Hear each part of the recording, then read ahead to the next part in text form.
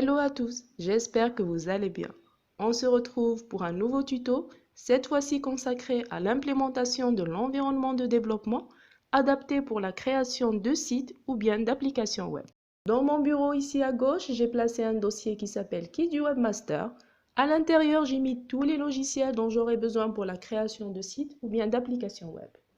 Pour commencer, nous allons installer bien évidemment un navigateur afin de consulter notre site web. Comme vous le constatez, j'ai installé le navigateur Chrome de Google, mais pas que, je devrais aussi installer d'autres navigateurs, le Firefox de Mozilla, Opera, et puis le bon vieux Internet Explorer qui est le navigateur par défaut de Windows.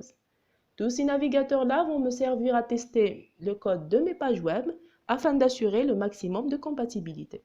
Pour héberger les pages du site web et interpréter les codes côté serveur, j'aurai besoin d'un serveur web, mais aussi d'un serveur de base de données au cas où nous allons utiliser une base de données. Ce qu'il faut savoir, c'est que nous n'allons pas utiliser des serveurs sur Internet, tout simplement parce que nous sommes en phase de développement. Notre site est entre guillemets un chantier, il n'est pas vraiment présentable pour les internautes.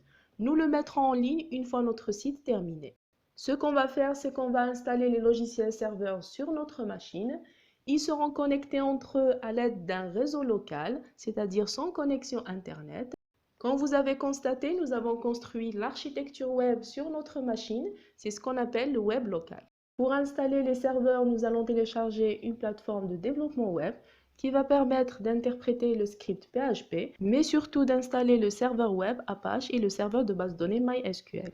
Il existe plusieurs plateformes de développement, par exemple EasyPHP, DevServer. Ne vous trompez pas, ce n'est pas un serveur de développement, mais plutôt un logiciel qui va installer les serveurs web et serveurs de base de données. Vous remarquez ici que j'ai deux versions.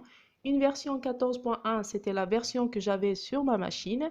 À vrai dire, c'est une version stable qui contient une interface de gestion des serveurs facile à manipuler. Pour les besoins de la formation, je l'ai désinstallé pour installer une version plus récente qui est la version 16.1. J'ai très vite regretté cette installation parce que son interface est un peu plus lente à démarrer les serveurs. Pour le moment, nous allons dans le navigateur pour le télécharger. Je vais taper EasyPHP dans ma barre des recherches. Je tombe sur le site officiel. À l'intérieur, j'ai bien le serveur de développement, enfin le kit de développement. Si vous remarquez, j'ai aussi un web server. La différence, c'est que le web server, ce n'est que le serveur web pour héberger les pages web. Par contre, le dev server va nous servir à installer tout l'environnement de développement, c'est-à-dire le serveur web, le serveur de base de données et l'interpréteur de code PHP. On va cliquer sur le bouton télécharger. Apparemment, il y a une version plus récente, la 17.0. Une fois téléchargé, nous allons l'installer sur notre machine. C'est très simple, il suffit de suivre les étapes jusqu'à la fin de l'installation. Une fois EasyPHP installé, nous allons le démarrer. C'est possible que vous rencontriez des problèmes au démarrage. Par exemple, un des problèmes les plus connus, c'est le port 80 occupé. Il faut savoir que les serveurs communiquent avec le protocole TCP, donc il utilise le port 80. C'est possible que vous ayez un logiciel qui utilise ce port-là, ce qui permet au serveur de ne pas se lancer au démarrage d'EasyPHP. Pour arrêter l'application écoutant sur le port 80, vous pouvez vous aider de EasyPHP. En rentrant dans le menu, on a le Open Port Controller. Si j'ouvre, j'ai une petite fenêtre qui va me permettre de contrôler les programmes qui écoutent sur les différents ports. En faisant le bouton droit, je tombe sur un menu qui me permet d'arrêter l'application en cliquant sur Close Selected TCP Connection. Un autre problème peut surgir, vous informant qu'un DLL est manquant. Dans ces cas-là, il faudra installer une petite bibliothèque nommée Visual C++. Une fois installée, elle va vous permettre de démarrer vos serveurs correctement. Pour ceux qui veulent utiliser une autre plateforme de développement web que le EasyPHP, vous pouvez télécharger le WAMP Server, très pratique, notamment avec sa petite icône qui change de couleur pour annoncer l'état des serveurs. Vous pouvez aussi utiliser XAMPP, notamment pour ceux qui ont un système d'exploitation macOS. Voyons un petit peu le fonctionnement de la plateforme de développement EasyPHP. En démarrant le logiciel, ne vous attendez pas à voir son icône sur la barre des tâches. parce que c'est un programme qui s'exécute en arrière-plan. Vous allez trouver l'icône en cliquant sur afficher les icônes cachées. L'icône est bien là. Je vous avais dit que j'avais regretté l'installation de la version 16.1, tout simplement parce qu'elle contient des petits bugs. Par exemple, si je reclique sur l'icône d'EasyPHP, je vais me retrouver avec deux logiciels dans la barre des notifications. Encore, si je clique dessus, j'en aurai trois. Ça m'étonne vraiment de la part de ce logiciel-là parce que d'habitude, les versions que j'installe sur ma machine sont plutôt stables. Donc là, je suis obligée de les fermer une par une. Je dois faire un bouton droit sur chaque icône et cliquer sur Exit. Pour gérer l'interface d'EasyPHP, il suffit de faire un bouton droit ou un clic gauche. C'est la même chose. Dans les versions précédentes, il y avait deux menus différents en faisant chaque clic. On se retrouve avec un menu qui va nous permettre d'ouvrir le tableau de bord pour gérer les serveurs et les scripts server-side. Aussi un outil support pour ouvrir une page web qui contient plein d'informations sur EasyPHP. L'outil Tools, ce sont un ensemble d'outils pour ouvrir les ports contrôleurs. C'est ce qu'on a vu quand on a voulu arrêter le port 80.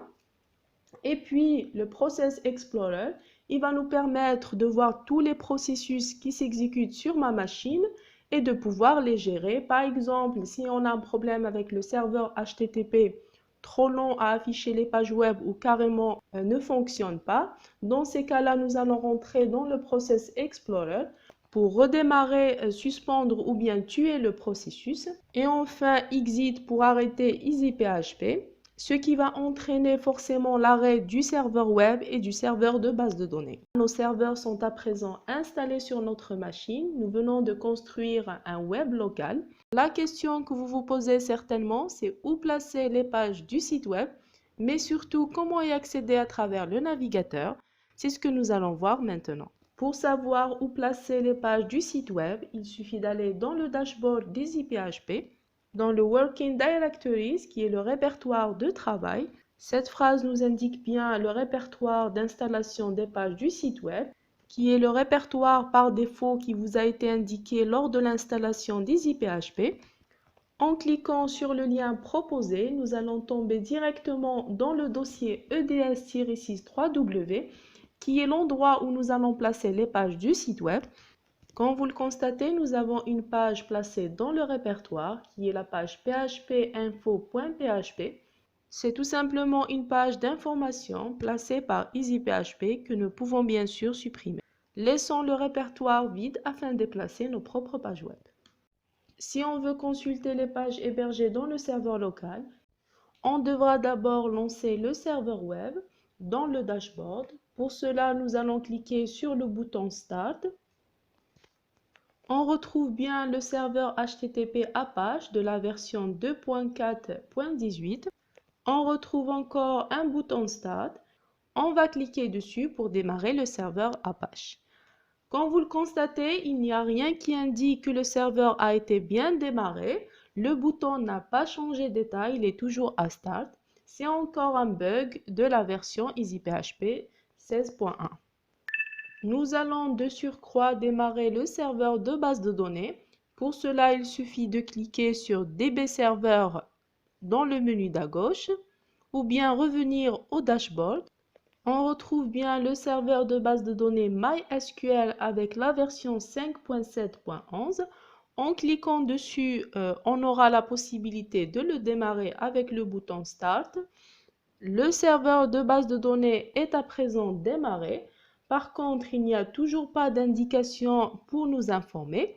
Si nous voulons consulter l'état des serveurs, nous pouvons aller dans le menu Tools, plus exactement dans Open Process Explorer. À la fin, on remarque bien que le serveur HTTP a été bien démarré, qu'ainsi que le serveur de base de données. Si on veut consulter les pages hébergées dans le serveur local, il suffit d'aller dans le navigateur et saisir une URL qui est localhost, bien différente des URL habituelles. Celle-ci est réservée uniquement à l'hébergement local. Son adresse IP équivalente est 127.0.0.1 qui est l'adresse IP réservée au localhost. L'environnement de développement est à présent installé sur notre machine. Il ne reste plus qu'à programmer les pages du site web. Pour cela, nous allons utiliser un logiciel qu'on appelle éditeur de texte afin de programmer le code source des pages web. Les éditeurs de texte, il y en a plein sur le marché. Pour vous aider à choisir le bon, il suffit de prendre celui où vous êtes le plus à l'aise, c'est-à-dire un éditeur de texte offrant des fonctions pour aider à la programmation. Par exemple, la coloration syntaxique afin de reconnaître les codes et surtout de localiser les erreurs, mais aussi une proposition de code à la saisie, c'est ce qu'on appelle l'intelligence.